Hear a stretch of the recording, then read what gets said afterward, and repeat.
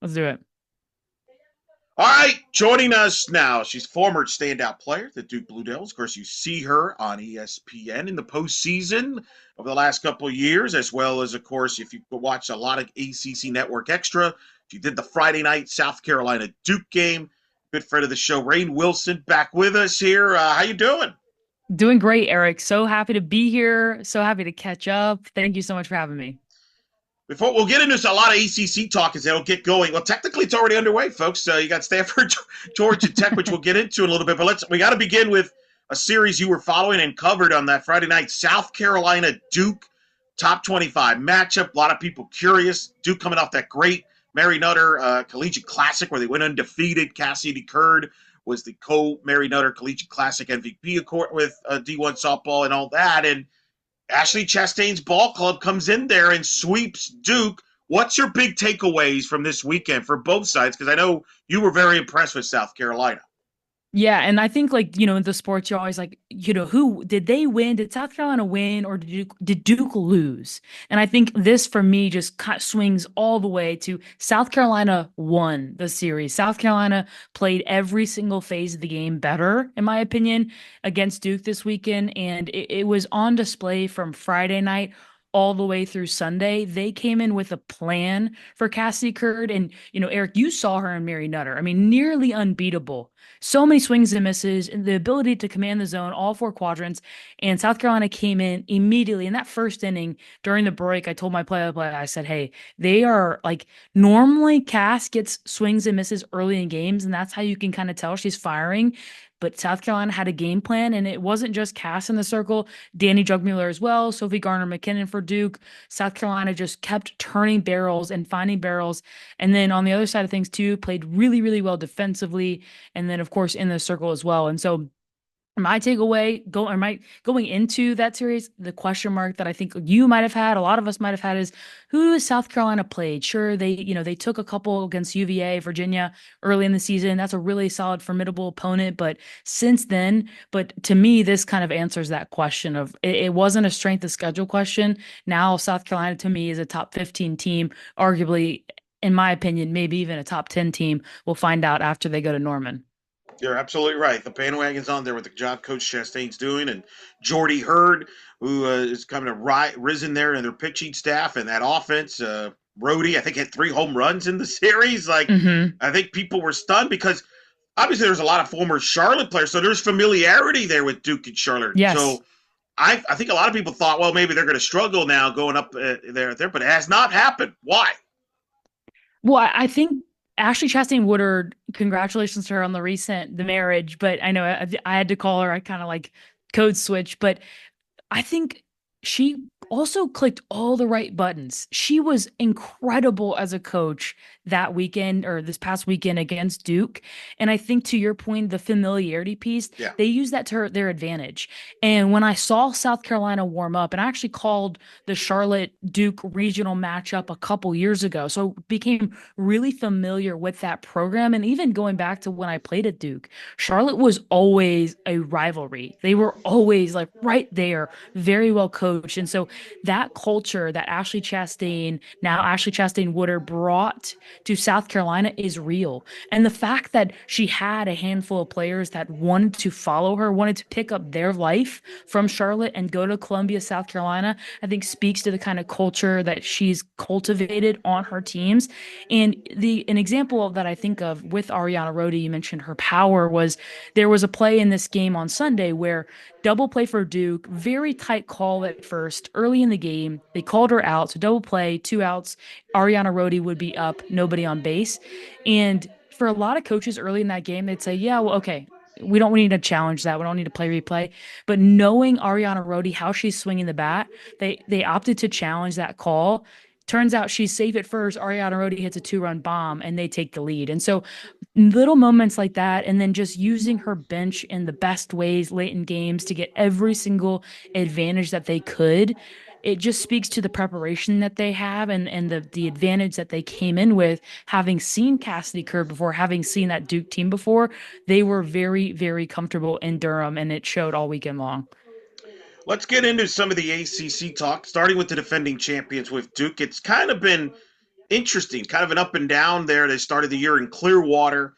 Obviously, incredible results at Mary Nutter. Now you get swept by South Carolina. I spoke to Taylor White before the season. There were some obviously questions about the roster with some of the graduations and departures there. What do we make of this 2025 edition of the Duke Blue Devils? I think the jury's still out. I think that coming into the season, to your point, you lose some key players, you lose some veterans, you lose a core group that had been there with the women that had been there at the very beginning. So that culture is kind of changing year over year, as it does with every team. And so I think they have the pieces. They have Cassidy Curd, Amina Vega, Deanna Jennings, Anna Gold. Like they have all of those, but there's also those holes that need to be filled. And I think the puzzle pieces are still kind of scattered. And so, what we make of this team this year, I think we'll really see over the next couple weekends and through ACC play. The team that I saw in Mary Nutter coming off the heels of Clearwater, coming off the time at UF, at Florida, that team was very resilient. And when I look back at them getting run ruled by Florida down in Gainesville, and then to bounce back and beat that same Florida team that many would say is the number one team in the country, top three at least, to beat them 8-1, that tells me they're comfortable with adversity. Now, getting swept at home to a rival in South Carolina, that is a bigger, much bigger spoonful of adversity. And so I think, will we see that bounce back again, or will we see kind of scattered losses throughout the ACC season? I don't know. So I'm really excited to see kind of how this team responds and creates their own identity. What is the most intriguing storyline for the ACC in 2025 that you're intrigued by? Obviously, you have Stanford and Cal coming into the league. You mentioned that we've talked about the Duke transit, some of the questions on the roster there. You got Florida State with their offense, but still questions on the pitching staff. You got a young Clemson team. You got Virginia trying to duplicate what they did last year and show people they wasn't a fluke. What catches your eye for the ACC 2025 season? Gosh, what a great question. I think everything you just said can be like an amalgamation of unknown, of parody. And kind of preparing for our show tonight, I was thinking, who would be my pick for the ACC championship this year? Like who? And when I look, up and down all of the ACC teams, I think it's hard to ignore Florida State and the offense that they bring. I mean, the weapons that they have up and down the lineup, the experience that they have up and down the lineup. To your point, though, in the circle, question marks. I'm never going to bet against Lonnie Alameda as a pitching coach, though. And so I feel like if I had to pick a team to go and take it all for me right now, and what I've seen is Florida State, I think another incredible storyline is Clemson. I mean, the youth on that program, losing the key founding women in Mackenzie Clark, Valerie Cagle, Millie Thompson, Aaliyah Logaleo, so many others. And now a rough start, but on 11-game winning streak. And so I'm really curious to see how they kind of identify their identity. You love that? I'm sure you do. I'm a wordsmith. To find their identity throughout the season will be really, really interesting. I'm excited to see where that program goes. I love watching Virginia play. I think Coach Harden and that new ballpark up in Charlottesville has really bolstered their program. And then, of course, Stanford and Cal joining the fun from the West Coast. Like, there's just so much parity. And then I'd be remiss if I didn't mention Virginia Tech, Emma Limley, her senior season, what she's been able to do in the circle, their offense. And of course, Duke. I mean, there's about five teams I'm missing as a part of the storyline, but I think the biggest piece is the fact that no one knows. And if anyone tells you that they know who's going to win the ACCs this year, they're fibbing. They're definitely fibbing because it is anyone's game. I think there's a good chance that the ACC could be the number two conference in college softball. The SEC's number one. You add OU, Texas, you're only getting stronger. I think we're all going to be honest and say Hmm. that the SEC is going to be rated number one, regardless of how you feel, how many teams they should be in the tournament, and all that. I think Absolutely. the legitimate question is who is number two, and I think it's a battle between the ACC and the Big 12. Uh, do you buy that the ACC can move up to that two spot, or do you still think some certain programs have to step up to accomplish that?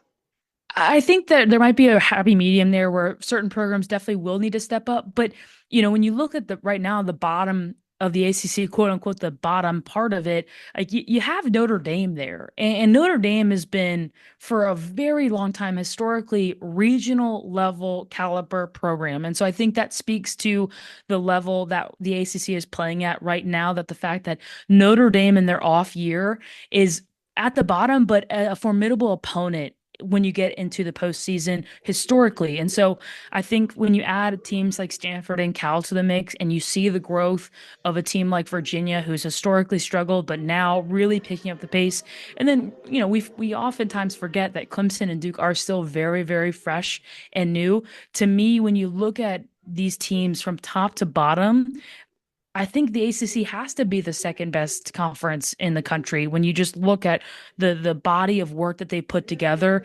I mean, the fact that right now I'm looking, there's only one team, or excuse me, two teams in the conference right now that don't have double digit wins. And so it'll be interesting to see how these teams stack up, but I think adding Stanford and Cal certainly doesn't help, as well as the bolstering of the rest of these programs in the ACC. We already have an ACC series in the books. Stanford wins 2 out of 3 against Georgia Tech in Atlanta. Georgia Tech won the first game. Stanford won the second game in a slugfest because that 16-12, and then wins the third game 2-0 to win that series. That's an actual ACC series. So Stanford's officially now an ACC in softball. What impact do you expect from Stanford and Cal, two West Coast schools, coming to the ACC? And are you one that's curious on how all the traveling's going to work out for the players, or do you think that's overblown? I don't think it's overblown. I think that it will impact these women in a variety of ways. I think people oftentimes forget with baseball and softball, it's not only are you going out there for, you're not going out there for a Saturday night game. You're going out there for 4 days, and even the time change throughout that period, and then trying to get back by Monday and get into classes, especially coming from, East Coast to West Coast. That is very challenging. And we are here to talk about them as softball players and their skill level, but these are also students, and balancing that throughout the spring is very challenging. So definitely don't think it's overblown. I think it will be challenging for both the East Coast teams and the West Coast teams when they have to travel across the country. But to your question about Stanford, the other week when on my podcast, Softball Speakeasy, we were talking about the top teams in the ACC in the variety of categories.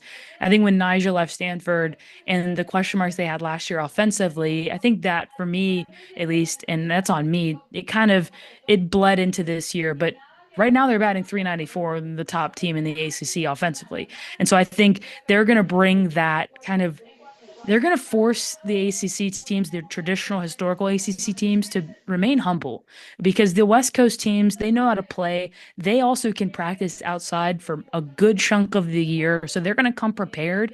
And I know, just knowing the coaching staffs out on the West Coast, they're not going to let the travel be an excuse. There's enough brains out at Berkeley and at Stanford to get, either whether it's getting them moved to that clock earlier in the week, or however they do it, or even saying 2 weeks on the East Coast, they're going to figure it out. It's going to become normal. And I think the same for the East Coast teams moving out west. But I do think it adds definitely some spice to an already spicy ACC. Yeah, I spoke to Kenzie Fowler last week, who saw Stanford live in that tournament with Arizona and hosting it with Texas and Hmm. Stanford. Stanford, the only team to beat Texas. She said Yeah. their offense is experienced, and I think she gets a sense, there's probably a chip on the shoulder on the players with Nigel leaving. Hey, not that they have any ill will, but it's like, wait, you didn't think, we want to prove that we're good even without you there. Like we were, it wasn't just a one person show. So I think they're a little inspired in that from that standpoint and have a bit of a chip on their shoulder. How could you not be? I think for them, when you look at the media attention that they probably got last preseason versus now, they had to feel that. I'm sure they felt that. The kind of like, oh, okay, well, Nigel's not at Stanford anymore, so let's, direct our attention elsewhere. Well, they directed our attention right back onto them, because they have been playing freed up. They've been playing very well offensively as well. And then to your point of, she's not the whole team. We know Nyjah is an incredible player to watch, but there are much more to that Stanford team than just one athlete. Emily Jones, Taryn Kern, to just name a couple of those athletes, and they're very well coached, as we know. And so, even when you look at Texas Tech, it's clearly not just a one woman show, and it never will be. Of course, you and I both know when you have an ace in the circle, it opens you up for the postseason. We've seen it year after year. If you have someone like that, they can really take you far. But I think this Stanford team has proven a point, batting just shy of 400, and then the ERA doesn't look bad either. So I'm excited to see how the Stanford team really grows and builds into themselves throughout the year as well. I wonder too if this year Mm-hmm. the ACC might be defined with the offenses. I mean, you saw Duke can score runs in Mm-hmm. bunches. Florida State can score runs in bunches. Stanford has shown that it can score runs in bunches. Cal, who I saw called a couple of their games at Mary Nutter a couple of weeks ago, they got Elon Mm-hmm. Butler, who's an All-American outfielder. Yep. Anders, tremendous talent at shortstop. I know in talking to Chelsea Spencer, they like their athleticism that they have in their offense, but they're young pitching wise. Randy Rolling transferred to Georgia. Mm-hmm. They obviously had the other departures in the pitching staff graduation, etc. So they're leaning on their offense here a little bit. Stanford has got a young staff leading on offense. North Carolina, with Megan Smith line, they like to have a big offensive lineup. Mm-hmm. They feel they have a better pitching staff, but they're young, still there. Yeah. My point is here is Raine. We could have some high scoring games in the ACC this year, and Virginia Tech could put up runs in bunches. It could come down to which teams have enough depth pitching wise that might be the difference. Because a lot of teams here could. I think this could be as deep. I can remember the ACC from an offensive league standpoint. I you hit the nail on the head for me too. And when you look at the numbers of this conference, UNC at the top in terms of record, batting 381. I mean, they're always Megan Smith Lyons knows how to build an offense. That's always going to be true. To your point, across the board, to me, it's either going to be whoever can identify the most depth in the bullpen in the circle, but it also to me could be who gets hot the latest, what team is firing offensively late into the season. That's why I think, if you're going to pick a team for the ACC, if I had to pick, right now, Florida State looks really good because you have Lonnie Alameda, the genius that she is with the circle, her ability to prepare for teams strategically. And then you have that offense that has shown really no signs of stopping, dropping a couple games, but they're a team that again can drop a game and then turn around and beat that team 10-0 the next game, and without even a thought. And then Virginia Tech as well. I think Emma Lemley has been incredible. Emma Mazarin has been awesome as well. And at the same time, all of these teams are very familiar with each other. And so we saw Emma Lemley last year, incredible, but Florida State is really good at hitting up in the zone. Cassidy Curd works really well up in the zone. These offenses are starting to kind of figure out the preparation piece of hitting elite level pitching. And if you don't have two or three elite level arms, I think you're right. We are going to see 8-6, 10-8, 9-12 ball games across the conference this year. I mean, we already saw that in the middle game of that Georgia Tech Mm-hmm. Stanford game. What, 16-12? Georgia Tech can hit the long ball too Mm-hmm. over there. So it's going to be fascinating. Which team has surprised you either positively or negatively in the pre-conference from the ACC? I would say I want to pause. I want to get this right in terms of the true surprise for me. I think Syracuse. And we talked before the show, and I've had conversations with other folks about, strength of schedule so far. They're 16-3 on the year, great records so far. Strength of schedule, definitely a question mark. The two biggest games were against Georgia. They lost both of those. But it's hard to have a 1.38 ERA, and it's hard to be batting 355 as a team through 19 games. And so I think for me, that was a bit surprising to see how solid they've looked thus far. I think, of course, we will find out very soon against Stanford for Syracuse and then Duke, which I'll be on the call for that one in Durham. We'll find out whether it was a strength of schedule question, Mark, or if it actually was a really solid team that's just building. And so I think that number one was a surprise for me. And then I think Clemson, not in a sense that I didn't think that they would be good coming into the year, but to see the low lows that 4 game losing streak down in Clearwater this year, and then the bounce back to beat Georgia at a midweek game and to beat them playing all sides of the ball very well. I think that was a bit surprising to me. And then I think I'd have to also circle Duke. I think for them, I would have put a lot more chips that direction thus far for them. They're not happy with 14-6. They're going to be just fine, but I think that's another one that was a bit surprising. I did not have them getting swept by South Carolina on my bingo card this year. But again, a lot of softball to be played. It's a young season still, although we're about third of the way through, and so there's a lot more surprises to be had for sure. Do they have enough depth behind Cassidy Kurt? I think it's one of the questions, right? Because you had depth last year. Yeah. Do you have it there? I think that was one of the questions going into the season that we might still be wondering about. I think they do. I really think they do. I think that they have a level of depth that I would also argue many of the teams across the ACC have. I think that we don't see that right now. Virginia Tech definitely has like two really solid arms, but I would argue Danny Drugmuller and Sophie Garner McKinnon behind Cassidy Curd pitched pretty well against South Carolina. Again, it comes back to that question of did South Carolina hit well or did Duke not pitch well? I think it's South Carolina hit well. They came in with a plan, they were prepared, and they made Duke pay when they missed over the middle of the plate. But there were a few of their home runs, when you really look at it, were not bad pitches. They were pitches that might have been elevated, but they were on the black. They weren't, center cut bombs. And so I think that you could argue, and I would argue that they do have that depth that is similar to across the board. I think Virginia also has that depth. Virginia Tech has that depth, and Florida State, you kind of put your hands up too. But when you don't maybe have those three solid arms, two really elite arms, then you turn your eyes to the offense. And that piece for Duke, I think their offense right now is played a little bit top heavy, and they're trying to identify the right pieces of the puzzle 1 through 9, and I think a lot of these teams are across the board as well. I know when we've had you on in the past, you're very good at picking players that are under the radar nationally in the conference. They're like, hey, watch this name, watch this player. I think you mentioned Vega a couple years ago for Duke, and Yeah. I remember because people were like, oh, well, of course she picks the Duke player. Well, now you got the last laugh there because you turned out to be correct because she's one of the best infielders in the sport now.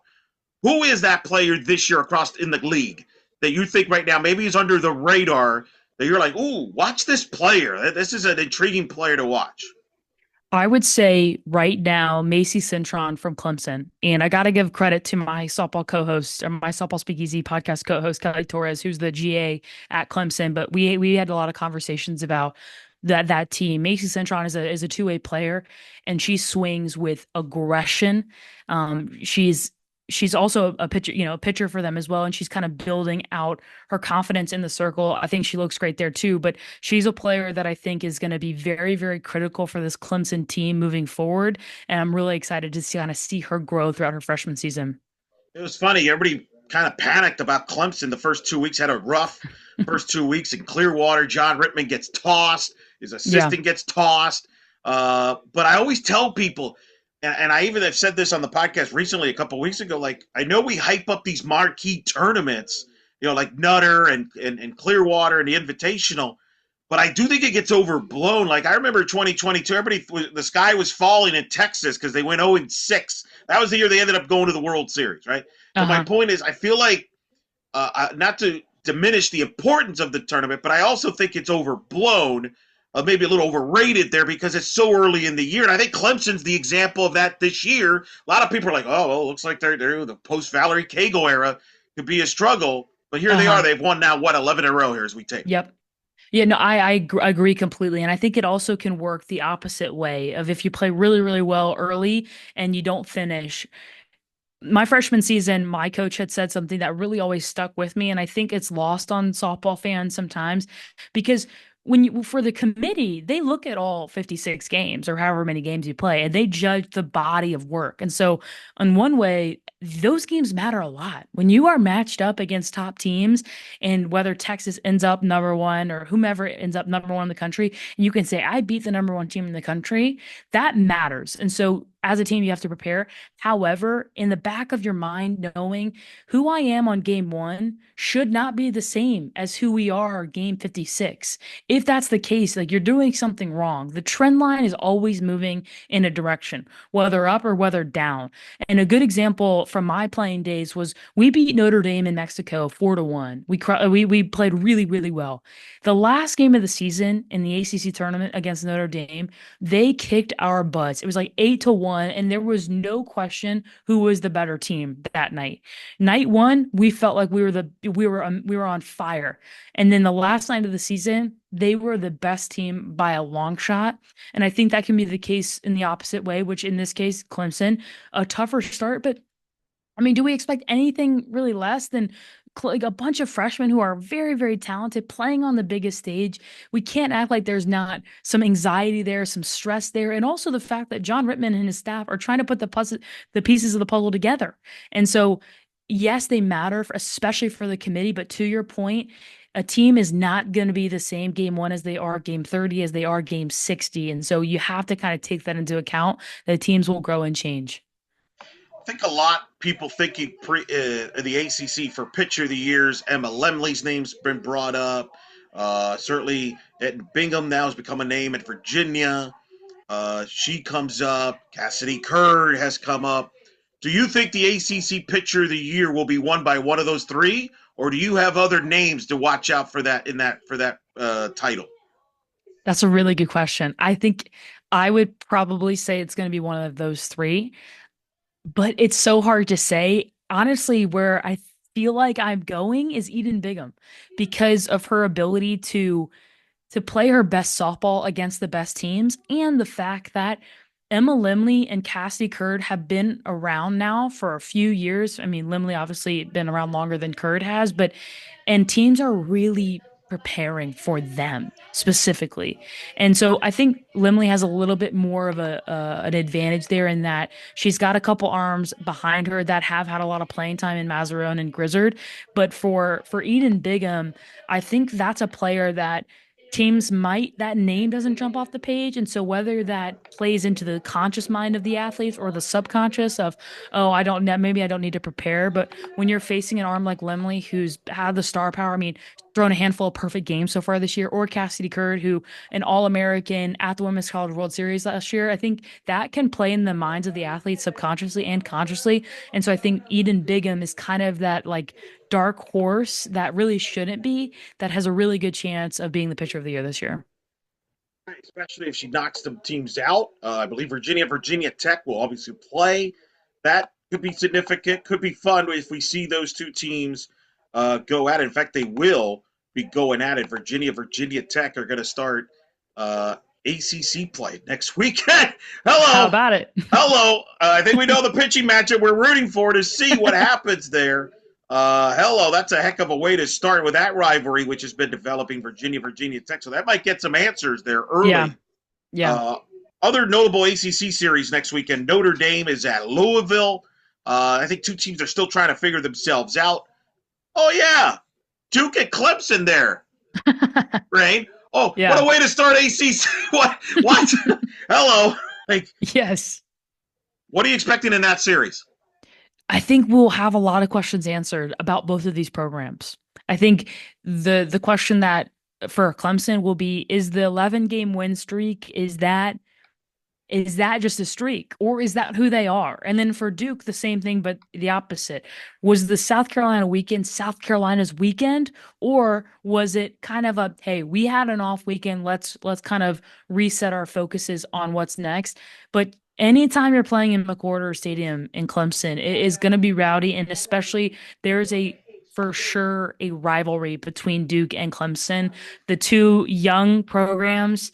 And I think that's going to be real. It's going to be ferocious. And then you also have the fact that a couple Duke players are now, either just graduated from Clemson a couple years ago, and Caroline Jacobson, or Kelly Torres, now a GA at Duke, or excuse me, at Clemson, coming from Duke. So there's no secrets there. I don't know if Kelly's going to share all the secrets with her Clemson I was staff. going to say, it's going to be awkward in your podcast there. I know. I'll have to ask her. No, and And we talk about this a lot. There's a massive amount of respect between those two programs as well. But to your point, the Clemson freshmen that have really been the anchor for this team versus the Duke kind of veterans that have established themselves, it'll be really fun to watch. I'm excited. What's so fascinating about those two programs, I feel like they flip roles. Because I feel like and I remember I was in Orlando when Clemson played their first game in 2020. It was both Hmm. Clemson and Duke was in that same tournament.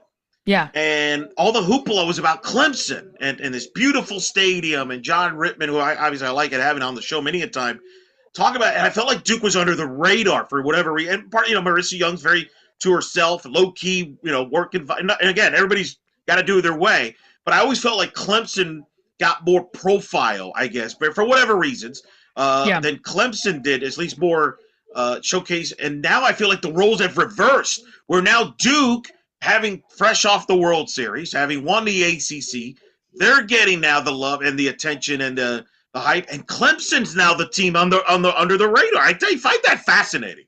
Me too. And it's interesting too when you actually dig into the recruiting aspect of that.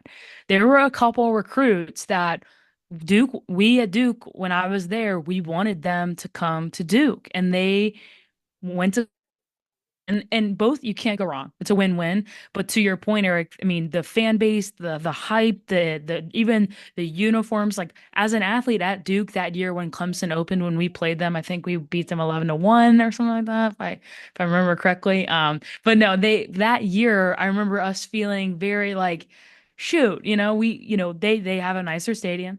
The uniforms look a little better.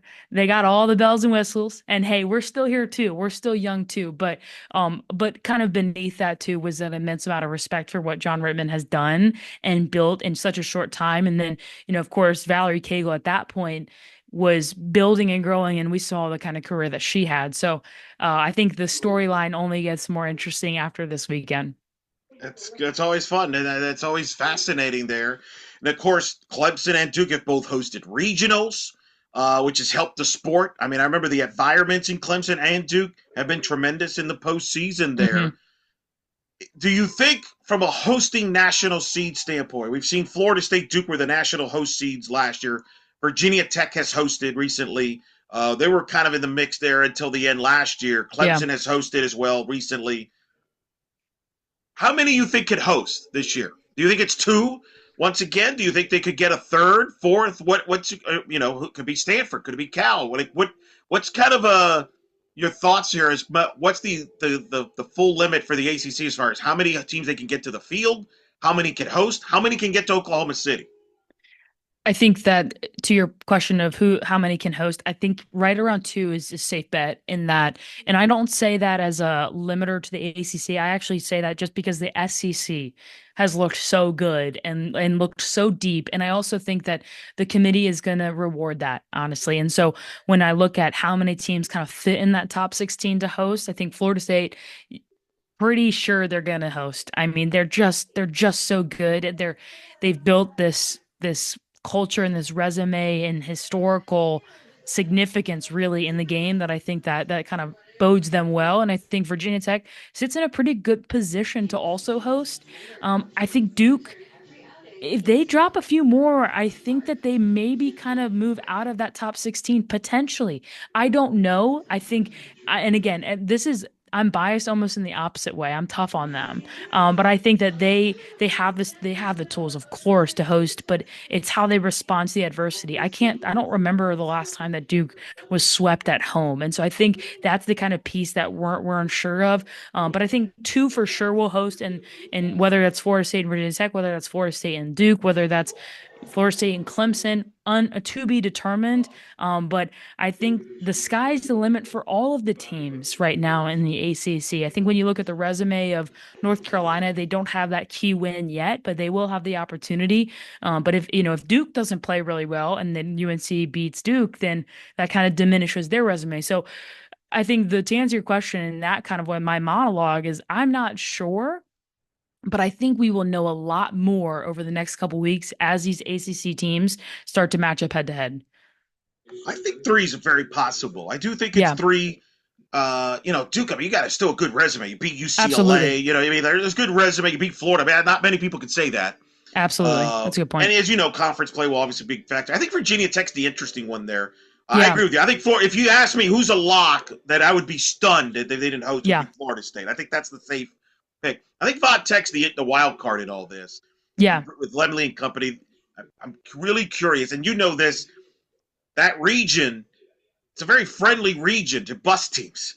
And so if it's, Yes. not to, it's very close. Yep. They may get the benefit of doubt from the past success too, which, listen, they're human beings that are in that room. And Yeah. sometimes, recent history of success may benefit teams Mm-hmm. in that regard.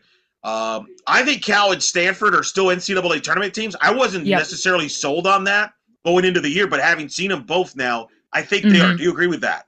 100%. Could not agree more. I think even going into the year, there was definitely question marks on my end too of how are they going to perform. But so far, I think absolutely they've earned the to me the not earned I should say, but they've represented what it looks like to be a tournament team. So I'm excited to see how they finish the season. Of course. And I think Clemson could be a tournament team again. I don't know if they can host. They're very young, but I think they could host or they can make the tournament for sure. So I think I'm kind of projecting possibly here if we do the math. If my math is correct, you're the smarter one. You went to very good school there at Duke, but I got Florida State, Virginia Tech, Duke, Stanford, Cal, Clemson, Virginia. I think we both agree Virginia gets back in. No, Yep. that's 7. Do you You like the like that? balloons there? Those that we're celebrating the bids. That's what we're doing. 7 bids, fair? Is that you want? Do you think more, less, or about the same? I think Or you like seven. that number?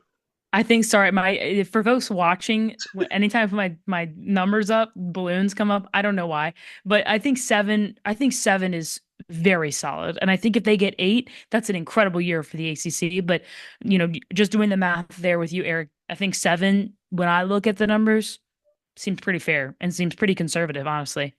And I think if you get to that number of the league, I think it could be the second most bids out of a conference behind the SEC. That's a good point. It could look a lot like baseball, Yeah, where the SEC, the ACC have kind of taken control of that sport. I'm not saying that's going to happen here in softball, but it right. could. The map could look similar, at least for this year, Uh-huh. similar to what we've seen the last few years in baseball with the SEC and the ACC dominating as a result of the Absolutely. Pac-12 not being around. Absolutely. I could not agree more. It'll be so fun to see. I'm excited.